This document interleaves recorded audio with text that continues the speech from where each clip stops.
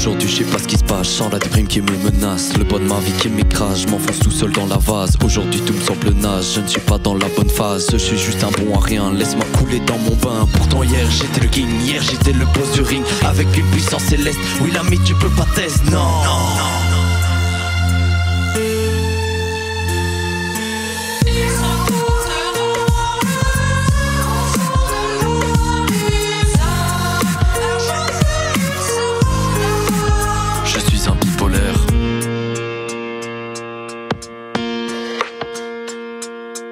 Détaillons dans ce couplet les trois grandes phases qu'il connaît. Je commence du tac au tac. Premièrement la phase maniaque. J'ai sérieuses envies de conquête, je peux dominer la planète. Là clairement rien ne m'arrête, c'est la fiesta dans ma tête. Je fais tout dans la démesure, je vais te défoncer ce mur. Je vais sauter de cet avion, je vais gagner le marathon. Puis la phase de dépression. Je ne fais jamais rien de bon, on peut dire que je touche au fond. Là vraiment mon compte est bon. Et puis la phase de timique.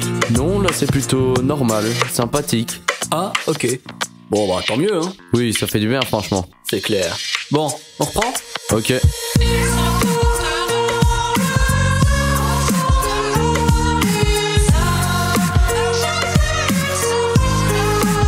Je suis un bipolaire. Mais quand tu vas consulter, c'est dans tes phases déprimées. Le to-be pour t'observer n'en connaît que la moitié. Diagnostic est difficile, bien souvent on l'assimile à une simple dépression, ça n'est pas la guérison. Mais quand tu vas consulter, c'est dans tes phases déprimées. Le to-be pour t'observer n'en connaît que la moitié. Il faut quelques précisions, je vais lancer mon émission. Prêtez-moi votre attention, c'est l'araignée au plafond.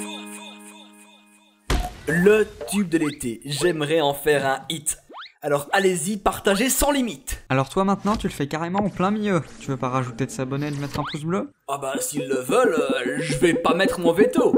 Mais bon, faut pas non plus en demander trop. Bien, pour résumer ce qui vient d'être rappé, il s'agit d'un trouble de l'humeur mal régulé. Le sujet alterne entre trois états. La phase maniaque où il ne se contrôle pas, il fait des gestes exagérés, que ce soit trop de pensées, lancer 1000 projets ou tout le temps chercher à se bagarrer. Suivi de la phase dite de dépression. D'ailleurs, profitons de l'occasion pour compléter un peu les symptômes de ce triste syndrome. Au sentiment de nullité se mêlent l'insomnie et l'anxiété, une culpabilisation à vous anéantir et dans certains cas l'envie d'en finir. Mais ce trouble n'est pas une dépression. Il faut donc se méfier des confusions. Et enfin la phase euthymique, les moments plus pacifiques. Il en faut bien de temps en temps, même si ça ne dure jamais longtemps. Mais maintenant, passons à autre chose. Quelles en sont les causes? J'ai souvent vu passer le facteur héréditaire, mais je ne pouvais pas m'en satisfaire. Parce que ce que je veux vous communiquer, c'est comment le cerveau va déconner. Et donc c'est ça que j'ai cherché. Et j'ai rien trouvé. Ah non mais sérieusement, hein, à ma connaissance, rien n'est certifié. Et encore une fois, à mon grand regret, c'est une hypothèse que je vais vous présenter et c'est encore des souris qui furent testées. Quelle nouveauté va-t-on aborder cette fois? Le voilà, je vous présente l'Ankyrin 3. Voilà. Alors, pour le décrire en quelques mots, c'est un gène impliqué dans la régulation d'un flux nerveux au niveau des axones. Mais qu'est-ce que l'axone? C'est une extension qui transmet l'info entre neurones. T'as compris toi? Non. D'accord. Retournons à la base pour y voir plus clair. Un neurone est composé d'abord du corps cellulaire. Il est prolongé par un axone et des dendrites. L'axone s'occupe entre autres de transmettre l'influx nerveux à la suite.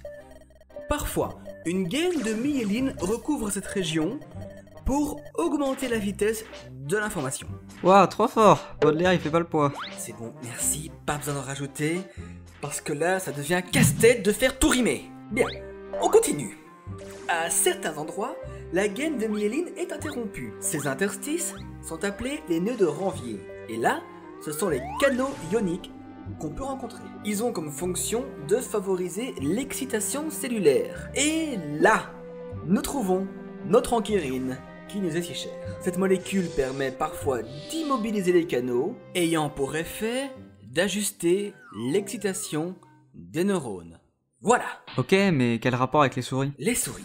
Dans l'expérience, chez un groupe test, le taux d'ankyrine fut réduit. Ne me demandez pas comment ils ont procédé, je préfère moi-même ne pas l'imaginer. Toujours est-il que la conclusion de ces tests est que ces rongeurs-là réagissaient plus fort au stress, développant rapidement un comportement dépressif, ou, en recherche de récompense, se montraient super actifs. Donc, quelle conclusion tires-tu de cette affaire? Eh bien, que l'anquérine a un lien avec le trouble bipolaire. C'est tout? T'as pas un lien, un mécanisme à démontrer? Eh bien, à ma connaissance, même les spécialistes ne peuvent l'affirmer. Personne n'a encore trouvé aujourd'hui comment les déficits d'anquérine entraînent le trouble vu ici. Mais, la piste est intéressante et les scientifiques la poursuivent afin de toujours mieux prendre en charge ceux qui le vivent. Voilà. Quoi, ça finit comme ça? Ouais, j'avoue que pour la fin, je savais plus trop. Alors remets-nous un flow. Je cherche encore ma place sur cette terre. Y a-t-il une voix pour les bipolaires? Je veux hurler mes peines et colères. Oui, j'ai renoncé à vous plaire. Un jour je suis Dieu, demain je suis rien. Les faces se suivent au même refrain, sans cesse jugé par tous les miens. Et ils prétendent que c'est pour mon bien. Mais oui, je suis un peu surprenant. Je ne suis jamais rentré dans le rang. J'ai pas voulu de ce tourment, mais je suis pas ni mis sur le banc. Et dans ce monde bien pensant, c'est qu'on me trouve trop dérangeant. Ils me critiquent, tous méprisants. C'est le pire symptôme de tous les temps.